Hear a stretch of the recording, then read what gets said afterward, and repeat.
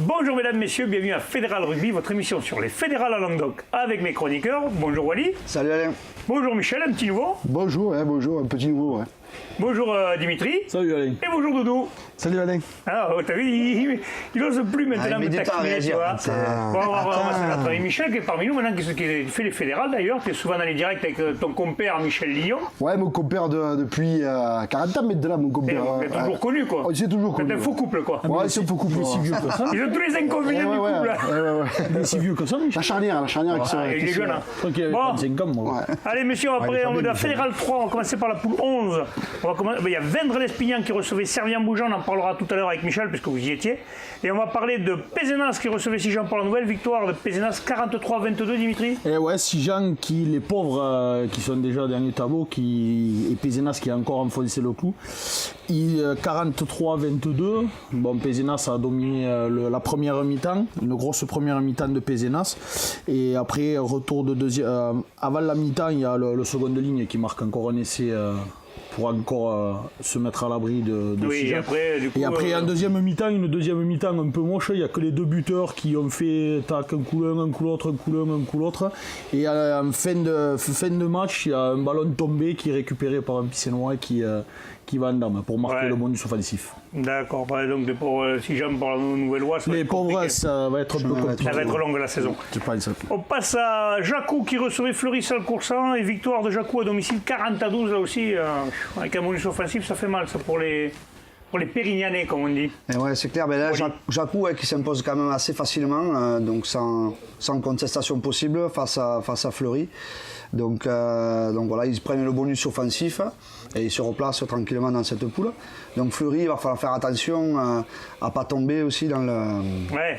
Dans la difficulté, surtout qu'ils ont pris 2 cartons rouges en plus. Aïe. Donc c'est pas beau ça. Déjà qu'ils n'ont pas un gros effectif, on le sait, c'est une équipe de jeunes. On va faire attention entre les suspendus, ne pas prendre trop de... On va leur souhaiter de se remettre la tête à l'endroit, comme on dit. Ouais. La Côte-Vermeille qui recevait Palavas, encore toi Wally, et des fêtes mais courtes de Palavas quand même, 13-5. Ouais, ils se sont vraiment accrochés cette équipe de Palavas parce que la Côte-Vermeille était invaincue depuis le début de la saison. Premier de poule. Voilà, premier de poule, voilà, c'est ça.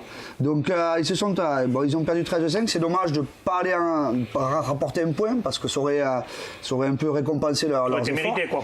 Mais au final, quand ça reste une défaite honorable et prometteuse pour la suite de la saison. On va leur souhaiter, c'est pareil, ils sont avant-dernier avec Sijan, mais bon. Mais bon, ils s'accrochent quoi. Il y a eu un carton rouge aussi pour la Côte-Vermeille. Apparemment, ça s'est tombé un peu. Il y a eu des orages de grêle ce week-end un peu partout. Et Plage d'Orbe, Aviron Grussanet, Jean-Michel Victoire, des Plages d'Orbe 23-17. Grussan qui fait juste un bonus défensif. Ouais, face au premier Rolté quand même, qui n'arrête pas de surprendre, parce que je crois qu'ils sont... Avec matériel quand même. J'aurais aimé le voir le match. Parce que ça a été un beau match. Devant, ça a dû faire les étincelles. Parce qu'il y avait deux gros parcs. Ça a dû secouer. Apparemment piqué. Ça a dû piquer un peu. C'est le point fort surtout des deux équipes. Ouais. Plage d'Orbe, ils sont montés l'année dernière, ils ont été champions, c'était groupé pénétrant, ils marquaient comme ça. Et Gruissan, on sait qu'avec Palomera et consorts, c'est pareil. L'avantage de Vallas, c'est qu'ils se sont renforcés derrière cette année. Oui, parce que sur le match, quand même, il y a quand même petit mêlée à ouverture. Ouais, et puis il y a eu quand même 2 oppositions de style, avec Plage d'Orbe, quand même, bon. Ça a concassé devant, bien entendu, avec 2 gros paquets d'avant. Mais c'est passé derrière, Plage d'Orbe. Et derrière, peut-être. Ouais, peut-être. En tout cas, le score dit, et suivant les essais, le score dit qu'ils sont meilleurs derrière. C'est sûr. Qui était le buteur de Sijan pour la nouvelle mêlée. Oui, avec un excellent buteur. Geoffrey, c'est. Je pense qu'ils ont fait une bonne pioche, là. Ah oui, c'est certain. Peut-être même la meilleure pioche, peut-être de ce championnat, non? Qu'est-ce que t'en penses, Jean-Mi? Enfin, au niveau de la régularité du jeu au pied, oui, bien entendu. On sait très bien, mais depuis tout gamin, c'est un garçon, même en Crabos, quand il jouait à Narbonne, c'était. Il a joué en sélection, ce jeune-là? Oui, il a joué en sélection, oui, bien entendu. Après, bon, voilà, c'est Gruissan qui se refait la cerise en deuxième mi-temps avec son paquet d'avant. Donc, pas de grandes occasions comme Plage d'Orbe, mais un très gros combat. Je crois que Plage d'Orbe a voulu. C'est celui qui en avait le plus qui a gagné, quoi, je crois. Bah, voilà. Écoute, c'est bien, à domicile, de toute façon, c'est important de gagner. Il avalera 6 ans. Allez, on va passer à Vendre-l'Espignan contre Servien-Bougeant. Nous y étions. Bien, on se retrouve donc à cette fin de match de l'entente Vendre-l'Espignan qui recevait Servien-Bougeant. Un match nul 17-17. Donc je suis avec les deux coachs, Fabrice Sens côté Vendre et Christophe Villaplana côté Servien-Bougeant. Fabrice, tes impressions après ce match? Deux équipes assez en place. On savait que les Servianais et Bougeonnais allaient venir chez nous avec des interdictions, car ils sont en place depuis le début de la saison. Ils nous ont bien contré en touche, ils produisent quand même du jeu, donc dur à manœuvrer. Et on aurait pu l'emporter sur la fin de match, ce qui n'aurait pas été totalement juste ou injuste, je ne sais pas. Mais voilà, un match nul mérité déjà pour les Servianais qui sont très en place et je félicite cette équipe. Ouais, Christophe, Fabrice l'a signalé, hein, on sent que ton équipe est bien en place défensivement. En touche défensive, vous les avez bien embêtés aussi. Première mi-temps avec le vent, vous avez réussi à scorer, mais peut-être pas suffisamment. Ouais, effectivement. Bon, après, on était venu avec beaucoup d'humilité parce qu'on a le plus grand respect pour le club de Veynes par rapport à ce qu'ils font depuis des années au niveau de la formation. On est sur deux typologies à Paris quasiment similaires parce qu'on n'aura pas les moyens des autres pour aller chercher des joueurs. Et donc, on est avec cet esprit de clocher, d'essayer de former des jeunes. Et on savait un peu avec les vertus qu'ils ont, surtout dans le combat au niveau des zones proches, dans cet engagement, cette volonté, cette solidarité de groupe, qu'on aurait des difficultés. La preuve sur le deuxième essai qu'on prend. Ce que je disais à Fabrice tout à l'heure, voilà. Donc un petit manque d'efficacité sur les premiers plaquages. Bon, ceci dit, après on a monté de bonnes vertus morales et voilà, bon, comme je le dis, on vient avec beaucoup d'humilité dans cette poule parce que l'année dernière on a beaucoup souffert, même si on a été très courageux. Je peux remercier le noyau de joueurs qui est encore là cette année pour essayer d'exister aujourd'hui. Et bon, mais j'espère qu'en travaillant, la poule semble relativement homogène à part une ou deux équipes qui ont des moyens qui ne sont pas les nôtres et qui semblent au-dessus pour l'instant se décanter. Après sur l'ensemble c'est assez homogène et chaque dimanche il faudra cravacher, donc c'est bien d'avoir pris 2 points aujourd'hui, on verra dimanche prochain. Nous étions à Vendre l'Espignan, notamment au stade Zizou Vidal à l'Espignan où il y a eu un super derby, prometteur.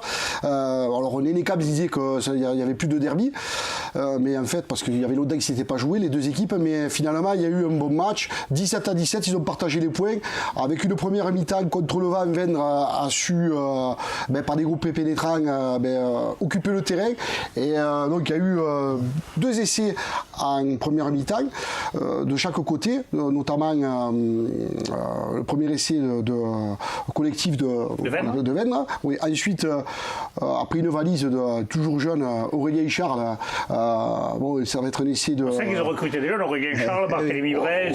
Tout à fait, encore un essai collectif. Ouais. Et puis ensuite un essai de Thomas Loukou. Voilà, à la mi-temps il y avait 14 ou 17-14. Seconde mi-temps. Plus terne, seconde mi-temps parce qu'il y a eu que 3 points marqués. Et d'entrée sur le renvoi à l'ouverture, Poveda se blesse. De Veynes, donc ils n'ont plus de buteur. Alors le toujours jeune aussi, les frères jumeaux Brun, donc Damien qui passe à l'ouverture. Il a été moins chanceux et moins efficace au pied. Donc 17-17, il a eu la pénalité de la gagne à la fin du match, mais elle passe à côté. Voilà. Et on peut regretter la blessure de Poveda et du jeune Couronne en pilier. Voilà. Sinon, il y a eu un très bon match. À signaler que les 2 entraîneurs, on a vu l'interview des 2 entraîneurs. Ils étaient contents quand même parce que c'était un match engagé, comme on dit, dans le bon sens du terme. Ça a été un vrai match engagé. Avec quand même, il a été surprenant, Servian avec une première ligne. Servian Bougeant, ils n'attendaient pas ce niveau quand même. Une première ligne, Marc, Ber, Idrissi, costaud, un Escafi aussi qui a été costaud, et un super troisième milieu centre qui s'appelle Sulé qui a fait un gros match. Mais Veynes n'en a pas démérité, avec un buteur, il gagne. C'est ce que j'allais dire, c'est que Servian, par rapport à l'année dernière, ils font un bon début de saison. Oui, non mais d'accord, mais en fin de saison dernière quand même, ils perdaient les matchs parce que la quantité était bas, mais au niveau du jeu, ils ont gagné 2 matchs en fin de saison. Oui, mais ils n'ont jamais lâché l'année dernière. Ils n'ont jamais lâché. Mais cette année, ils font un bon début de saison. Il faut un bon début de championnat. Où ils font une saison où ils passent à travers complètement l'année dernière. Ils ont été surpris partout. Là, cette année, ils font un bon début parce que je ne pensais pas qu'ils fassent ça à Vendre quand même. Non, c'est un joli coup.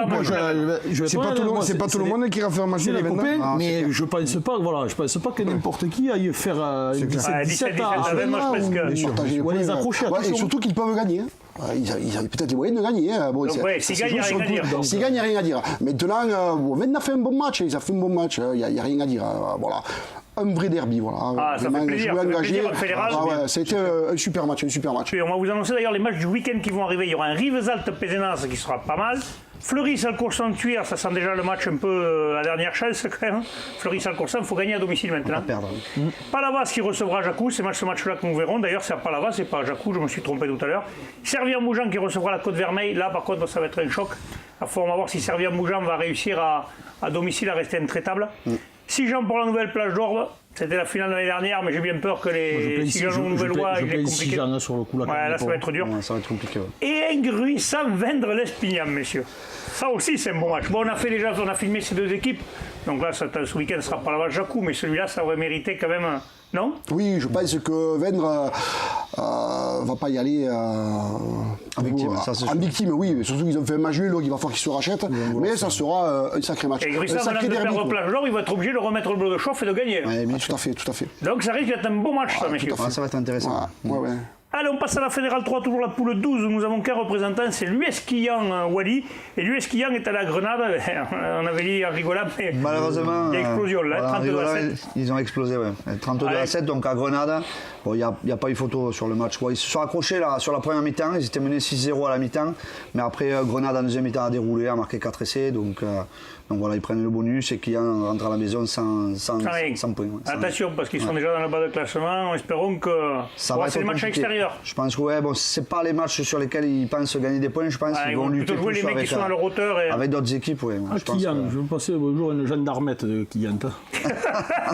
Elle t'avait arrêté ou... Non, c'est une fille que je connais. On ne veut pas savoir. Bon, après, ça doit être quand même surprenant pour Quillan, cette poule, Oui, cette parce poule un qu'ils peu jouent avec des équilibrée, où il n'y a absolument pas le même jeu par rapport au Languedoc-Roussillon. Ça doit être bizarre. Je crois que c'est vraiment totalement différent, parce qu'on l'a toujours dit, mais bon, le rugby a changé quand même. Si, c'est différent. Encore différent. C'est pas pareil. Regarde les matchs Midi-Pyrénées, regarde la poule des derbies avec Gruissant, Vendre, Servien, Consort, c'est pas le même rugby. On va leur souhaiter de s'en sortir alors. C'est peut-être pas le meilleur, celui de Languedoc-Roussillon. On verra en fin de saison qui sera champion. Mais bon. On passe à la Fédérale 2, messieurs, la poule 5, nous avons deux représentants, nous avons le 4 et Castelnaudary. Et nous avons le 4 qui le week-end dernier recevait le FC Toch-Toec, c'est ça? Toch-Toec. Voilà.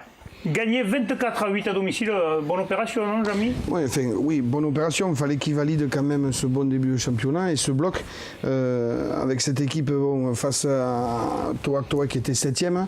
Eux, ils pouvaient racoler un petit peu sur le trio en gagnant. Bon, le job est fait. Première mi-temps, 14-3 avec des garçons de l'E4 appliqués, même si cette équipe de Toac a démarré au score. Mais voilà, les locaux, comme d'habitude, très disciplinés. Ça, c'est une qualité qu'ils n'avaient pas l'année dernière. Voilà, ce que j'allais te dire. L'année dernière, ils étaient vachement indisciplinés, ils perdaient beaucoup de points à cause de ça. Donc cette année, ils ont remis la tête à l'envers. Et en fait, on peut s'apercevoir sur les matchs de l'E4 que vraiment les 4 dizaines de minutes, là, 10 minutes avant, 10 minutes à la fin de la première mi-temps, 10 minutes pendant la deuxième, là ils sont très forts. C'est les points faibles qu'ils avaient, qu'ils ont travaillé, qui vont mieux. On voit une certaine maturité là. Voilà. Allez, Castelnaudary qui recevait Pamiers, Michel. Donc Castelnaudary, c'était la lanterne rouge, de la Fédérale 3, là, de cette poule, de cette Fédérale 2, de cette poule. Et Pamiers qui était bien placé, quoi, en tête de poule aussi, dans les 4-3 premiers. Ils sont allés sûrement là-bas un peu la fleur au fusil. Ils ont joué le match peut-être sans l'avoir joué, quoi. Ouais. Et finalement, ils ont perdu le match. En plus, ils prennent le bonus offensif, Castelnaudary. On remarque quand même qu'il y a eu 4 cartons jaunes en première mi-temps pour Castelnaudary. Apparemment, Castel qui s'est renforcé avec 3-4 espoirs de l'USC. Bon, on verra ça. Messieurs, à signaler le week-end prochain, le 4 se déplacera à Millau, ça ne se jouera pas le dimanche, mais le samedi à 19h30. Et Castelnaudary se déplacera à Toc-Toec, j'arrive pas à le dire moi, j'y arriverai jamais. Toac. Allez, on passe à la Fédérale 1, messieurs, la poule 4, nous avons 2 représentants. Acte de ce week-end était exempt, mais par contre, Nîmes recevait la Seine-sur-Mer, Wally.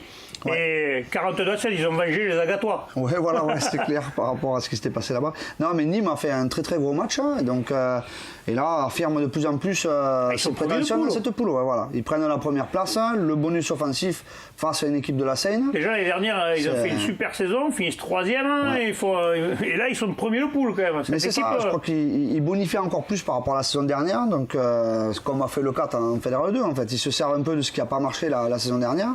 Et là, ils font un excellent début de saison. Ouais. On sent quand même qu'il y a des joueurs d'un autre niveau, quand même des joueurs qui viennent d'un niveau supérieur ou qui ont joué dans les écoles de rugby de grands clubs et qui viennent filer la main et que ça se sent quand même dans le jeu. Je pense qu'à terme, à moyen terme, c'est une équipe qui va prétendre à la poule d'accession en Pro D2. Donc, ouais, et puis peut-être avec le bassin nîmois, peut-être a plus de chances d'ailleurs d'accéder en Pro D2 que notre club comme on ne citera pas qui ont du mal en Pro D2. Allez, et il y aura un beau derby donc le week-end prochain, c'est Hague de Nîmes, messieurs. De Narbonne. Dimitri, arrête avec ça, je te voyais arriver. Ben non, je ne parlais pas de Narbonne. Poussin, il faudrait pas que Carcassonne. Voilà, c'est ça. Allez, d'ailleurs, ça sera le mot de la fin. Je te remercie, Dimitri. On se quitte, on se retrouve demain pour les séries. Transpirez bien sur tous les terrains. Allez, salut. allez, salut.